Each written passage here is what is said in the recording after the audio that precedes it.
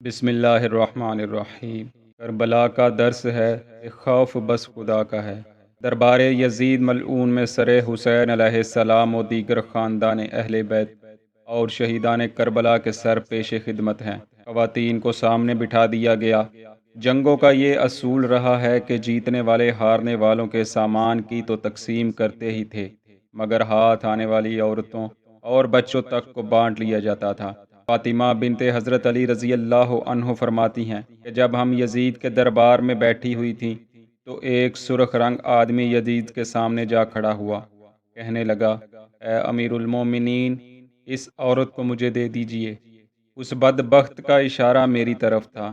میں اس زمانہ میں کم سن تھی اور صورت دار تھی، اور ہم سب ہی جانتی تھیں کہ جنگوں میں ہارنے والی خواتین کے ساتھ کیا کیا ہوتا ہے۔ یہ تو رسول اللہ صلی اللہ علیہ وسلم تھے کہ جنہوں نے جنگوں کو بھی اثر نو جنگی قوانین سے متعارف کرایا اور جنگوں میں بھی خواتین اور بچوں کے تحفظ کو یقینی بنایا، مگر یہاں معاملہ ہی برعکس تھا، کیونکہ جس قوم نے اپنے نبی کے نواسے کو ہی روند ڈالا تھا، اس قوم سے بھلائی کی امید بے وقوفی تھی۔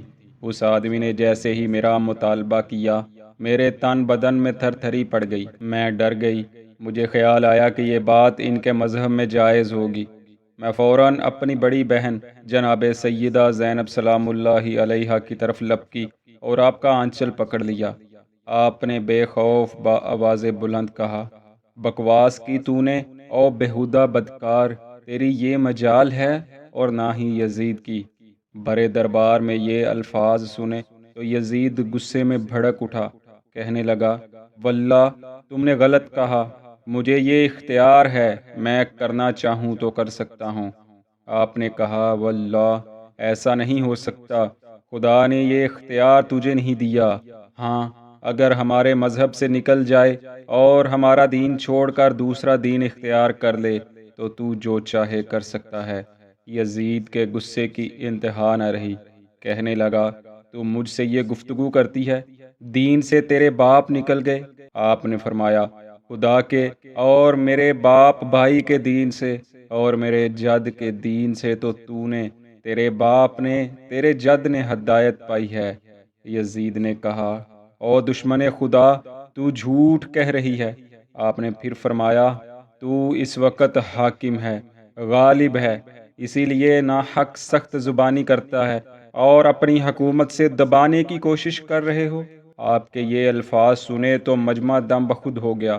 یزید ملعون لوگوں کے سامنے سہم گیا۔ اس شامی آدمی نے پھر اپنی درخواست دہرائی کہ یہ کنیز مجھے عنایت کی جائے۔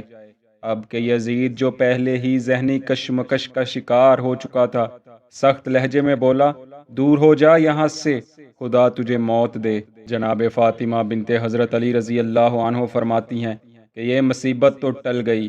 اس کے بعد یزید نے نعمان بن بشیر رضی اللہ عنہ سے کہا، اے نعمان، ان لوگوں کی روانگی کا سامان جیسا مناسب ہو کر دو، اور ان کے ساتھ اہل شام میں سے کسی ایسے شخص کو بھیجو جو امانت دار، نیک کردار ہو، اور اس کے ساتھ سوار ہوں اور خدام ہوں کہ ان سب کو مدینہ پہنچا دے۔ کثیر کتب تواریخ میں ہے کہ یزید ملعون، جو دل ہی دل میں بڑا خوش تھا، اسیران اہل بیت کے سامنے اور شامیوں کے سامنے مگر مچھ کے آنسو بہاتا رہا۔ چنانچہ ایک شخص کا انتخاب کیا گیا جو اہل بیت کے قافلے کے ساتھ مدینہ روانہ ہوا۔ وہ رات بھر قافلے کے ساتھ ساتھ اس طرح رہتا کہ سارا قافلہ اس کی نگاہ کے سامنے رہے۔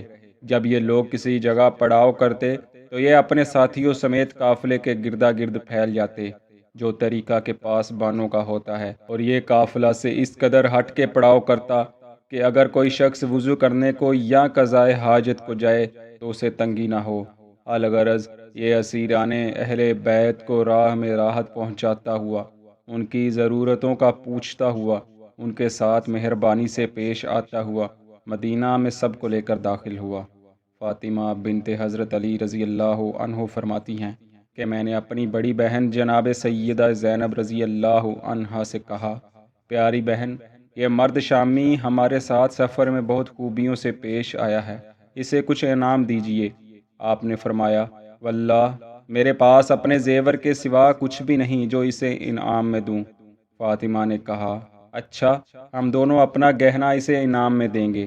الغرض دونوں بیویوں نے اپنے اپنے کنگن اتار کر اس شخص کے پاس بھیجے اور ساتھ عذر کیا کہ راستے میں جس خوبی سے تم ہم سے پیش آئے یہ اس کا صلہ ہے، مگر اس نے یہ کہہ کر زیور واپس کر دیے کہ واللہ میں نے جو کچھ بھی کیا ہے وہ اس وجہ سے ہے کہ آپ رسول اللہ صلی اللہ علیہ وسلم کے قرابت دار ہیں، اور میری یہ خدمت اللہ اور رسول صلی اللہ علیہ وسلم کی خوشنودی کے لیے ہے۔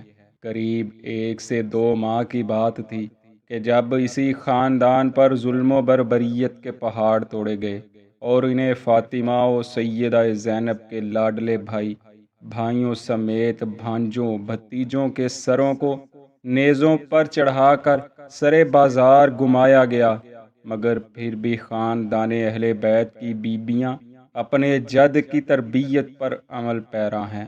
یہی تو وہ خاندان ہے کہ جن کے در پر آج بھی تاجور منگتے نظر آتے ہیں، مگر ان ملعونوں نے ان کی قدر کیا جانی۔